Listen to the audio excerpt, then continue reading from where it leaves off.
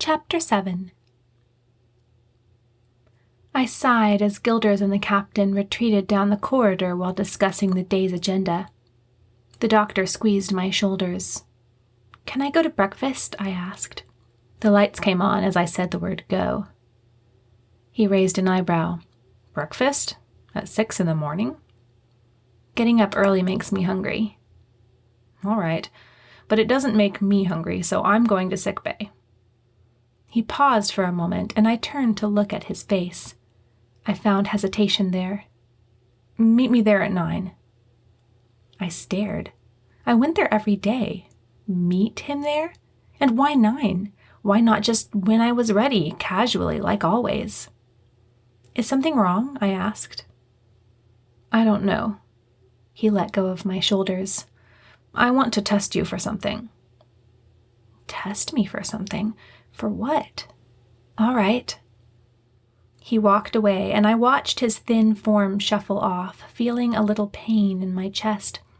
I loved him so much. Crash had to be mistaken. The doctor wasn't in any danger. I loitered into the mess hall, knowing that the main breakfast would not be ready. The snack bar might not even be open at the moment, but even if it wasn't, I could get myself something. The large room was empty as I walked in, and I felt a strange loneliness in the pit of my stomach. Then, as I trotted towards the galley, I saw a solitary form seated at the bar. All I could see from behind was that it was a large man with short, dark brown hair. But when he heard my boot tap on the metal floor, he turned his head. Commander Howitz. He smiled when he saw me. "Are you here to open the bar?" he asked. "No." I smiled back, despite the fact that I didn't feel like smiling just then. "I don't actually work here. I was just hungry, but I can get you something if you like. Elmira won't mind." "Thank you," he said, his low, gravelly voice unnerving me once again. "Where do you work, if not here?" "Sickbay," I answered, slipping behind the counter. "I'm the second medical officer." "Ah."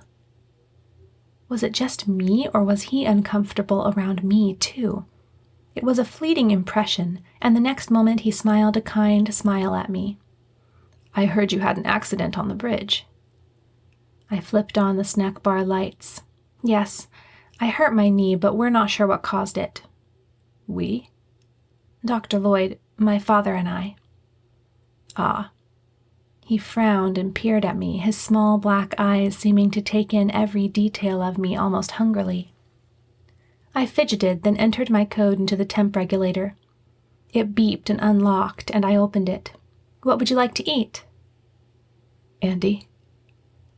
I turned to look at him and found him still staring at me. "Yes?" "Let me see your hand." Hesitating, I closed the doors and stepped towards him. I held out my hand slowly. He didn't touch it, but looked closely at my palm. He frowned more. "Have you ever been tested for Langham's disease?" Langham's disease. I racked my brain for details, but came up blank. "I don't think so. What is it?" He looked up at my face, and I dropped my hand. Langham's disease is a disorder of the lymphatics. It's only been around for about 30 years. I don't think they know much about it yet. I'm not a doctor, remember, just an engineer, but I've seen it before. Your father's really never tested you for it?" "No." I quelled the nervousness rising in me. "Is it serious?" "Very. It's fatal. But I don't suppose you have it. I think it can only be developed during embryogenesis or else transmitted to the mother during pregnancy. You've..." He hesitated. "Never been pregnant?" "No," I said, a little indignantly. "Then if you had it, you would have died long ago." He shook his head. "Still, what I heard about your knee and what I saw just now..." He left his sentence unfinished. "What did you see? And how would I know for sure?" I asked. "I saw a slight swelling on your wrist. That usually means a fluid buildup, which is indicative of a lymphatic deficiency. Sudden intense joint pains can occur in some cases." He seemed to anticipate my next question. "I had an employer whose wife was diagnosed once. He shared his research with me." I was silent. I'd never heard of Langham's disease, but then he said it was rare and little was known about it. I studied my wrist. Was it a little swollen? I thought so. He spoke again. I'm probably wrong. After all, he's the doctor. You'd think he would have thought to test you. He sounded doubtful. I nodded. How would I know? A plasma test would show it, he said. You'd have to search for the organism, a slow-growing bacteria that eats the lymphatic walls. Eats the what? I gasped. I don't remember exactly, he said. Again, I'm not an expert. I was still staring at him when the light from the galley flashed on behind me. Almira's clear, comfortable voice rang out. Andi, how are you this morning, honey? I didn't answer for a moment, then I stammered out, I'm fine. I was just about to start breakfast. Do you need to eat something now, or can you wait? I turned and tried to smile at her. I'll wait, I said. She glanced inquiringly at Commander Howitz as she pulled an apron off a metal peg just inside the door. Settling himself more comfortably on his bar stool, he dug an electronic book out of his pocket and set it on the counter. I'll wait. Are you going to wait, Miss Andi? I moved around to the front of the bar and seated myself on a bar stool. Yes, thank you for your concern. He smiled. I hope I'm wrong. I truly do. He turned on his book and began to read, taking no more notice of me. I felt dazed as I watched Almira bustle around getting our breakfasts together. This was silly. Of course, if I did have this Langham's disease, the doctor would have found out long ago. Commander Howitz wasn't even a doctor. What did he know? I looked at my wrist again. It wasn't swollen. Was it? I couldn't deny the knee pains, however. But could a lymphatic deficiency cause something that painful? I shuddered. Surely not. I reached for a napkin and stopped midway, remembering something. Meet me there at 9. I want to test you for something. Could it be the Langham's disease that he wanted to test me for? Could he have wondered about my knee pains being related to that? If he knew I had some disease, why would he hide it from me? That was ridiculous. Besides, Commander Howitz said that I would have died shortly after birth. What does it matter what he says? I mumbled.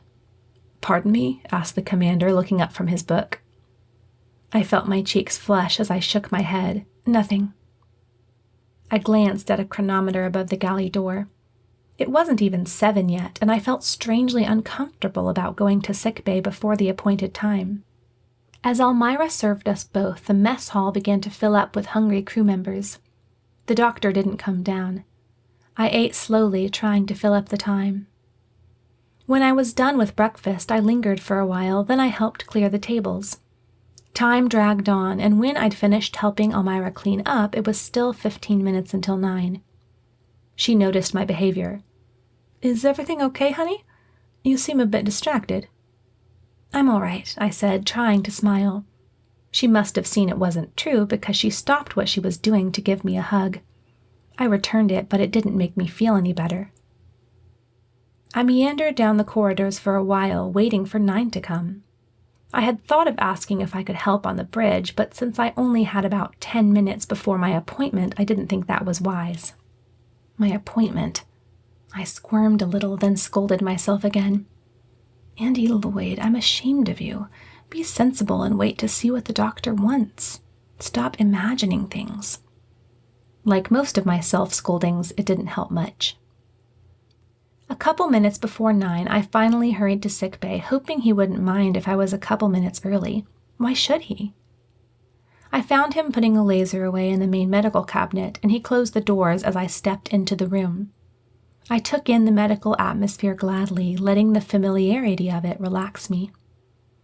He looked at me as I approached him, and I noted with concern the weariness of his expression. His face was a little pale, and his eyes lacked their usual sparkle of wit. Are you feeling okay? I asked, frowning. He didn't try to lie. I'm sorry, Andi. Thank you for coming, but I'm just so tired. I don't know what it is. Did you sleep well last night? I suggested. Shaking his head, he tried to smile. I guess I've been a little worried. If you want to go rest, I could look after things here, I offered. Before answering, he looked around the room for a moment. What we need around here is a nurse. I never liked him to suggest nurses. It was so nice with just him and me. I can take care of it, Dad. He turned back and smiled tiredly. Thank you. For half a second, I forgot why I'd come. Then I saw him start to walk away, and I called, Wait, Doctor? He faced me. Yes? You wanted to test me for something? Sighing, he looked tiredly at me. Oh, yes. Do you mind if we do it later? I wanted to ask him for more information, but he looked so weary that I bit my tongue and shook my head. That's okay. He smiled gently, which made me more worried than ever. I'd never known him to be so tired. Thank you, dear. Nor did he ever call me dear. I could only nod and watch him leave the room. A small shudder ran through me. There were too many strange things happening. Instead of getting better after Crash left, as I'd hoped, they'd only gotten worse, even in the brief few hours he'd been gone. My eyes drifted to a hypo sitting on a desk a few yards away, and I walked forward and picked it up, an idea firming to a determination in my mind. Commander Howitz had said that I could find out if I had Langham's disease with a plasma test. I might as well set my mind at rest. I went to sterilize the hypo.